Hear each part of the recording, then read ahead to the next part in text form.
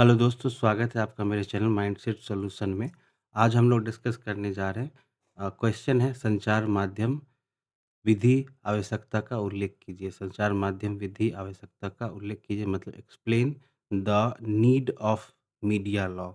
मतलब संचार माध्यम का जो नियम है उसकी क्या आवश्यकता है उसका उल्लेख कीजिए।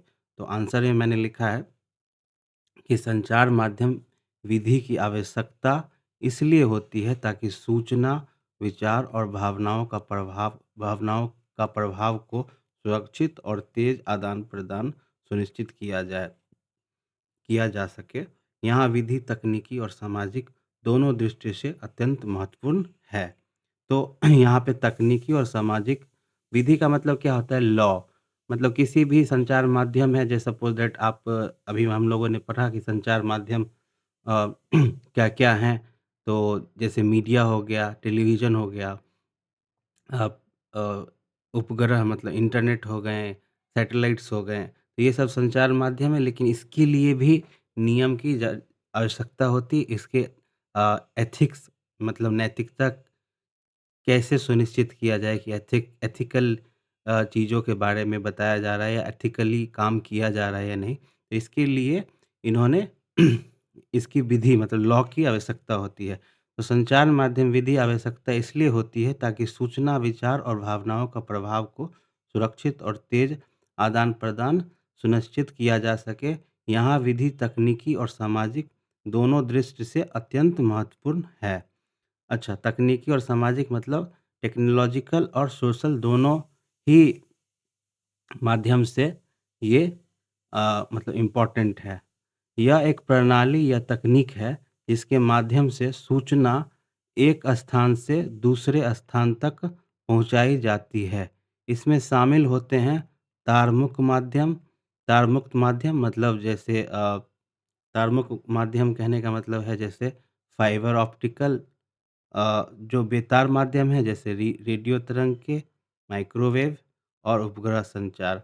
तो तार-मुक्त माध्यम में जो हैं वो जैसे फाइबर ऑप्टिकल हो गया और बेतार माध्यम जो है अ, वो है रेडियो तरंगे, माइक्रोवेव और उपग्रह। तो यहाँ पे तार मुक्त नहीं होगा, तार युक्त होगा। मैं इसको सही कर देता हूँ। तारयुक्त माध्यम जैसे फाइबर ऑप्टिकल। तो ये हो गया इंटरनेट।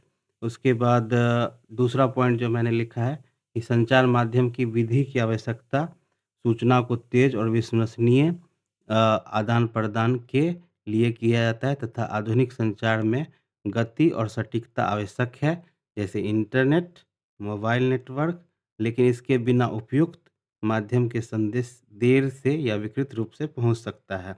जैसे सपोज़ दैट कभी आपने देखा होगा कि जो जो रेडियोज़ वग़ैरह होते थे उसमें शॉर्ट वेव जो होता था उसमें बहुत ही विकृत रूप से सुनाई देता था। कभी हमिंग आते थे, कभी डिस्टॉर्शन होता था वॉइस में, ठीक से चैनल नहीं पकड़ रहा है। तो इस तरह के प्रॉब्लम्स होते थे। तो इन संचार माध्यम में जैसे सपोज़ दैट इन्होंने क्या इम्प्रूवमेंट किया, इन्होंने इम्प्रूवमेंट ये किया है कि माध्यम को थोड़ा-सा और तेज़ कर दिया और आदान-प्रदान के लिए जो है आधुनिक संचार माध्यम का उपयोग किया। जैसे सपोज़ दैट इंटरनेट में लगातार इन्होंने जो है सो अ, अपग्रेडेशन किया है, उसको आगे लेकर के गए। जैसे मोबाइल नेटवर्क हो गया, इसके बिना जो है सो फाइबर ऑप्टिकल पहले नहीं होने के कारण जो है इंटरनेट बहुत ही स्लो होता था। ये फाइबर ऑप्टिकल होने के कारण इंटरनेट बहुत ही तेज़ होता है। तो संचार माध्यम मतलब इंटरनेट,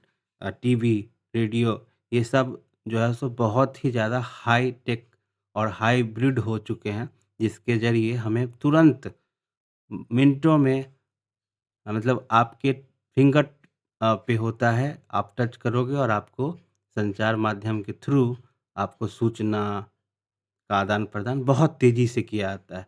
तो आपने देखा कि इस क्वेश्चन को बहुत ही आसान भाषा में और आसान पॉइंट्स में मैंने एक्सप्लेन किया। तो आज के लिए इतना ही। मैं आशा करता हूँ कि आपको ये आंसर अच्छा लगा होगा। अगर कुछ सजेशंस हैं तो आप कमेंट्स में डाल सकते हैं। मैं कमेंट्स में रिप्लाई भी करता हूँ। तो मेरे चैनल को सब्सक्राइब करें, लाइक करें और thanks for watching mindset solution.